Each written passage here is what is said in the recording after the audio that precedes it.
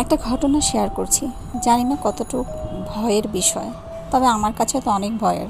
শেষবারে যে কলোনিতে তিনতলার যে বাসাতে ছিলাম, সেই বাসার কিছু ঘটনা।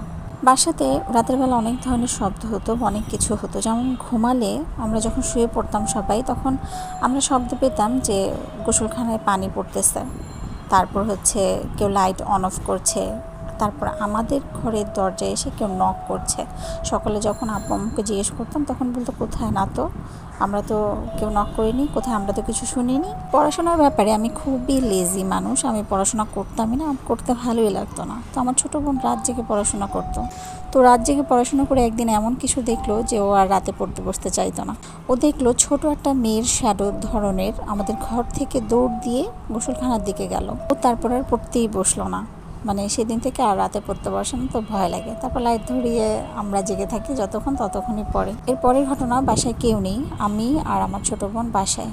তো বাসার ভিতরে যখন আমরা বসে আছি, সন্ধ্যার আজান দিবে এরকম সময়, ঘরে টোটালি সব জানলা বন্ধ করে দিছি, যেহেতু মশা আসে এই জন্য সব জানলা বন্ধ। তো ঘরে কোনো বাতাস নেই যে বাতাসে কোনো শব্দ হবে বা কিছু। তো আমাদের সুকেসের যে দরজাটা, সেটা মানে সহজে আপনার খোলে না, ওটা জোরে করে আটকানো থাকে এবং জোরে করে টান দিলে খোলে। তা আমি আর আমার ছোটো বোন দেখি দরজাটা হঠাৎ করে খুলে মানে এক নাগালে নড়তেছে। এভাবে করে দুইবার আটকিয়ে দিয়েছে, দুইবার খুলছে, দুইবার আটকাই দিয়ে আবার বাইরে আসছি দেখার জন্য অন্য রুমে যে ওগুলো কি অবস্থা। দেখি যে না, সব ঠিক আছে। যখন আবার রুমে এসে আমরা টিভি দেখতেছি, দেয়াল শোকেসের 3টা দরজাই খুলে মানে নড়তেছে। এখন তো আমি আর আমার ছোটো বোন এত ভয় পাইছি যে বাহিরে গিয়ে ড্রয়িং রুমের যে দরজা, সেটা খুলে বসে আছি কখন আম্মু আসবে।